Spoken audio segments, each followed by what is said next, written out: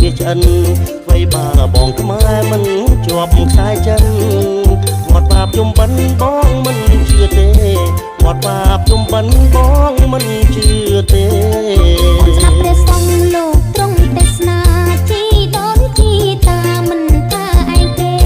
ខ្លាយូនកំណើតកើតជាប្រែតទេផលកម្មបុព្វេមិនទៀងទេណាផលកម្មបុព្វេមិនទៀងទេណាអូនតាបងនោះជាអ្នកគង់ពួងគាត់មិនមែនល្ងងលងផលកម្មមារកប្រាំពីវត្តអន់ឃើញរៀមរាត្រូវបំតាសាដូនតាបងហើយត្រូវបំតាសាដូនតាបងហើ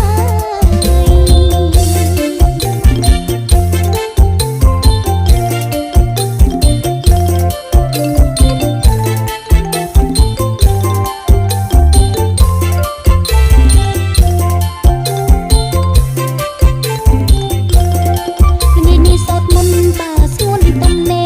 ទៅនឹងអូនទេទេទៅគ្រប់គ្នាពុកម៉ែឲ្យអូនអញជឿឲ្យស្នួនគ្នា